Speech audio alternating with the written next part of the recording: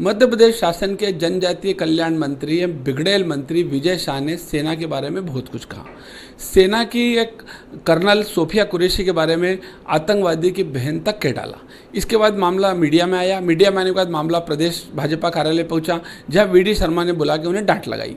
इसके बाद उन्होंने मीडिया में आकर माफ़ी भी मांगी, परंतु मामला हाई कोर्ट में आने ने संज्ञान लिया। हाई कोर्ट में संज्ञान लेने के बाद हाई कोर्ट ने इस मामले में एफआईआर करने के निर्देश दिए। इसके बाद मध्य प्रदेश की पुलिस ये सोचती रही कि क्या इस मामले में कैसे बचाव किया जाए, और 4 घंटे 5 घंटे 6 घंटे गुजरते चले गए, लेकिन एफआईआर नहीं हुई। फिर देर रात 11 बजे के लगभग एफआईआर हुई। एफआईआर होने के बाद उन्होंने फिर भी मंत्री ने अपना इस्तीफा नहीं दिया।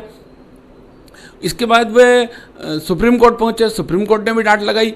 इसके बाद क्या धाराएं हैं, हाई कोर्ट ने के निर्देश पर पुलिस ने उन पर क्या धाराएं लगाई है, क्या उसमें सजाएं, उन धाराओं में क्या सजाएं, क्या जमानती है, गैर जमानती, इस मामले में बात करेंगे वरिष्ठ अभिभाषक प्रवीण शर्मा से।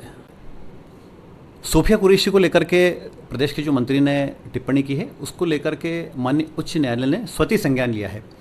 ऐसी स्थिति में संज्ञान लेकर के माननीय न्यायालय ने थाने को निर्देशित किया, डीजी ऑफ द पुलिस को बताया है कि आप धारा 152, 196 और 197 भारतीय न्याय संहिता के अंतर्गत इसमें मामला दर्ज करें।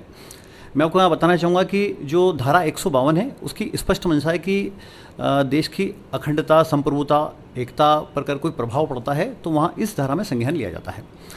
उक्त धारा में 7 वर्ष से लेकर आजीवन तक कारावास तक की सजा है। इसी प्रकार से धारा 196 भी आकर्षित करती है। अब यहाँ देखने वाली बात यह है कि माननीय न्यायालय ने स्पष्ट रूप से जो एफआईआर के आदेश दिए हैं, एफआईआर में भी अपराध का स्पष्ट विवरण नहीं है, जिसको लेकर के माननीय उच्च न्यायालय ने पुनः डीजी ऑफ द पुलिस को निर्देशित किया है कि आप स्पष्ट रूप से एफआईआर करें, ताकि आरोपी को भविष्य में किसी प्रकार का कोई लाभ ना मिल सके। अब मैं बताना चाहूँगा कि इसमें आरोपी के लिए जो रास्ते हैं, जैसा आपने मुझसे पूछा है कि इसमें आरोपी चाहे तो विधिवत रूप से अपनी अग्रिम जमानत याचिका माननीय न्यायालय में प्रस्तुत कर सकता है। प्रदेश के जनजातीय कल्याण मंत्री विजय शाह के बारे में कल मनावर के कांग्रेस विधायक डॉक्टर हीरालाल लालावा ने फिर हमला बोला, और उन्होंने कहा है कि अगर भारतीय जनता पार्टी विजय शाह को मंत्रिमंडल से नहीं निकालती है, उनको अगर पार्टी बर्खास्त नहीं करती है, तो ये माना जाएगा कि भाजपा का बयान है और भाजपा सेना का अपमान करने वालों को महत्व देती है।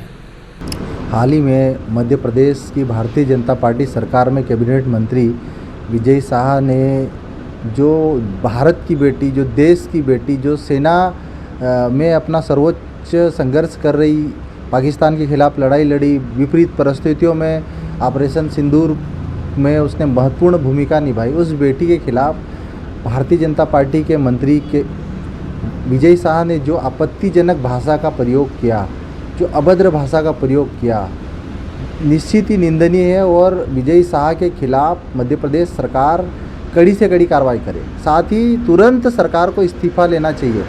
लेकिन दुख की बात है कि भारतीय जनता पार्टी की सरकार न तो न्यायालय के आदेश को मान रही है, न भारतीय जनता पार्टी की सरकार विजय शाह का इस्तीफा ले रही। इससे साफ जाहिर है कि ये भारतीय जनता पार्टी की सोच है। जो विजय शाह जी ने बयान दिया है, ये भारतीय जनता पार्टी की विचारधारा है। देश की ये बेटी बचाओ की बात भले ही कर रही, लेकिन बेटियों का अपमान करो, राष्ट्र के लिए लड़ने वाली बेटियों को के साथ अभद्रता करो, और इस अभद्रता के आड़ को छुपाने के लिए, अपने पाप छुपाने के लिए भारतीय जनता पार्टी 18 मई से तिरंगा यात्रा का ढोंग कर रही है।